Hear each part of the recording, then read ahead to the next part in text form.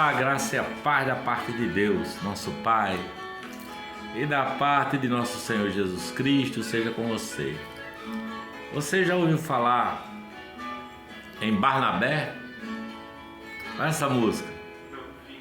A gente passa bem e o outro carestia. Olha que letra. Ainda mais quando se sabe o que fazer e não se faz. Do amor de Cristo, fruto do seu compromisso, vendeu o homem o que tinha e repartiu.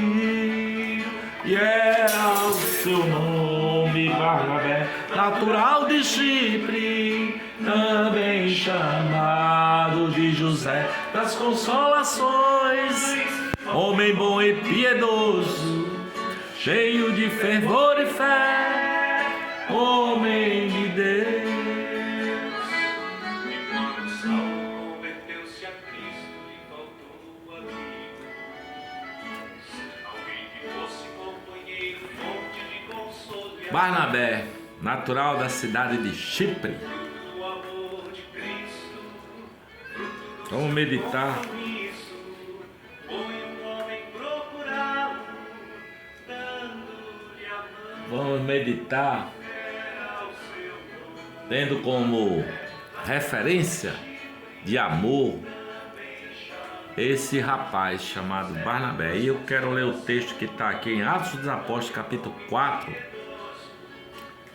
a partir do versículo 32 até o versículo 37. Diz assim, olha: da multidão dos que criam, era um só coração e uma só alma, e ninguém dizia que coisa alguma das que possuía era sua própria, mas todas as coisas lhes eram comuns. Com grande poder os apóstolos davam testemunho da ressurreição do Senhor Jesus, e em todos eles havia abundante graça, pois não havia entre eles necessitado algum, porque todos os que possuíam terras ou casas, vendendo-as, traziam o preço dos que vendiam e o depositavam aos pés dos apóstolos, e se repartia a qualquer um que tivesse necessidade. Então José, cognominado pelos apóstolos Barnabé, que quer dizer filho da consolação, levita, natural de Chipre, possuindo um campo, vendeu-o, trouxe o preço e o depositou aos pés dos apóstolos. Depositou aos pés dos apóstolos esse Barnabé. Porque nós precisamos de Deus, mas nós precisamos de pessoas na nossa vida, não é? Deus nos alcança, Deus nos abençoa. E Barnabé é esse tipo de cara, gente para ter perto de nós, não é? Diz a palavra que acabamos de ler que não havia necessitado algum, sabe? Mas Barnabé, esse cara, ele é como um paráclito, que é o Espírito Santo. E esse paráclito é aquele que se coloca ao nosso lado. Barnabé diz: o que é meu é teu também. Barnabé não tem problema com isso, né? Porque a grande maioria das pessoas são egocêntricas. As pessoas não podem ser contrariadas, não é? Não podem, a maioria das pessoas não pode ser questionadas, sabe? Não escutam ninguém, só a ela mesma. É isso que acontece com a maioria de nós.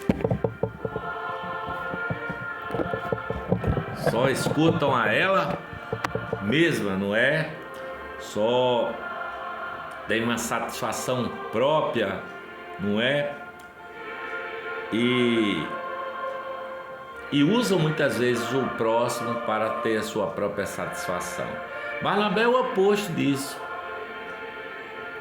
Ele é chamado de filho da consolação, é o que significa, né? José, mas chamado filho da consolação. Ele pega o que ele é seu e oferece generosamente, sabe? Ali no livro de Atos, capítulo 9, a partir do versículo 1, fala de Saulo, que era perseguidor da igreja, era um religioso, não é? Fariseu. e queria perseguir os cristãos. O caminho dele era odioso, ele tinha um zelo religioso, mas tinha ódio no coração. E no caminho de Damasco ele tem um encontro com Jesus ressurreto. Do céu, Jesus diz: Saulo, Saulo, por que me persegues? E Saulo se converte e se torna o maior pregador do evangelho de todos os tempos, não é? Mas você imagine, Saulo, e Paulo chamava-se Saulo, não é? E Saulo, ele tenta, como é que se diz, reunir-se com os discípulos em Jerusalém, mas os discípulos temeram. Oxe, esse cara é igual um Bin Laden, cara, é barra pesada. Então Barnabé o levou e disse: não, o rapaz se converteu, leva os apóstolos, o Saulo, né? Até então Saulo. Barnabé é assim, esse cara que traz as pessoas, bota fé nas pessoas, acredita na possibilidade da mudança, não é? Ele acredita em nós. É assim, nós precisamos de gente assim como Barnabé, sabe? Gente para dizer assim para nós: não, vamos junto, eu levo você lá, não é? Barnabé era gente assim, gente para se ter por perto. Você tem pessoas para você ter por perto? Isso é muito bom, isso é muito importante, não é? Gente como Barnabé, assim, não é? Atos capítulo 11, versículo 19, diz aqui que os cristãos fugiram de Jerusalém com medo da perseguição dos romanos, não é? E em Antioquia, pela primeira vez, foi pregado o evangelho aos gentios. Gentios são os não-judeus, sabe? E converteram-se muitos ali, entenderam que Jesus Cristo é o Senhor. O versículo 25 diz que mandaram Barnabé, mandaram esse filho da consolação, para ver como é que estava a igreja de Antioquia.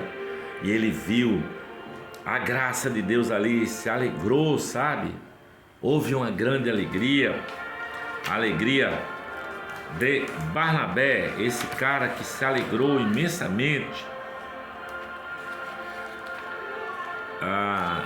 com a revelação de que os gentios tinham se convertido ao Senhor Jesus Cristo, sabe? E depois manda buscar Paulo, não é? Barnabé vai a Tarso, não é? Paulo era de Tarso, da cidade de Tarso, e eles vêm para Antioquia e passam um ano e se reuniram com os discípulos, e pela primeira vez os gentios, pela primeira vez na história, são chamados de cristãos lá na cidade de Antioquia.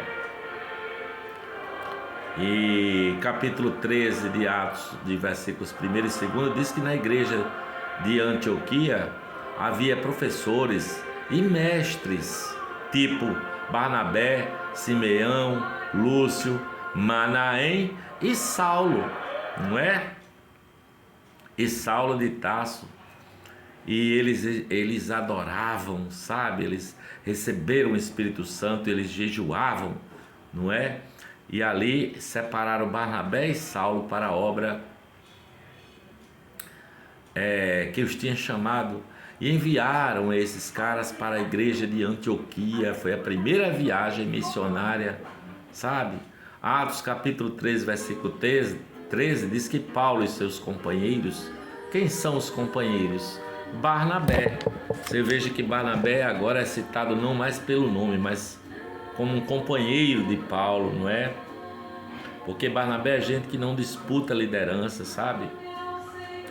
Ele é o sujeito que não é competitivo, não é?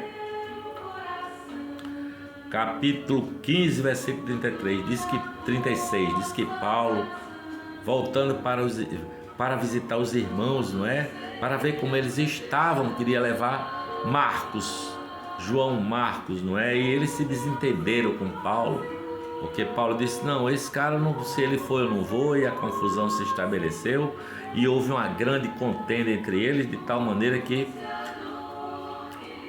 Paulo seguiu viagem sozinho para um lugar e Barnabé ficou com Marcos e foi para a sua cidade de Chipre, né? Barnabé e Marcos. Mas é um cara encorajador, ele é um cara consolador, não é? É um cara que dá oportunidade para os outros e que vê a graça de Deus na vida do outro, sabe? Esse é Barnabé, sabe? Aqui em 2 Timóteo, do capítulo 4, versículo 11, fala de Paulo já velho, já coroa, não é? Aí Paulo diz assim, olha, traz também João Marcos, porque ele é muito útil no meu ministério. Você vê como as coisas mudam, não é? Uma hora teve uma confusão porque Paulo não queria que Barnabé levasse João Marcos. E agora ele diz, não, João Marcos para mim é muito útil no evangelho. Seja um Barnabé na vida, sabe? Nas vidas das pessoas. Barnabé é a primeira pessoa que cala em vez de estar discutindo, de estar falando. Barnabé é aquele que dá um passo para trás, que nega-se a si mesmo, não é? Barnabé é aquele que pede perdão se for preciso 70 vezes 7 por dia. É por isso que eu estou trazendo essa reflexão para dizer para você, ore, peça a Deus que faça de você um filho da consolação, um Barnabé. Fale para alguém que tem sido um Barnabé na sua vida, agradeça a ele, exercite a sua gratidão, sabe? Nós precisamos ser gratos pelos Barnabés da nossa vida. Eu tenho alguns que são meus Barnabés. A todos eu digo graças a Deus pela sua vida. Você me trouxe consolação, revelação. Você me deu ombro amigo, me deu um braço amigo quando eu mais precisei. Tem tantos que eu não quero nem citar aqui para não ser injusto com outros, tá bom? Eu espero que essa palavra tenha trazido paz ao seu coração. Era seu nome Barnabé, natural de Chipre, também chamado de José das Consolações, homem bom e piedoso, cheio de fervor e fé, homem de Deus.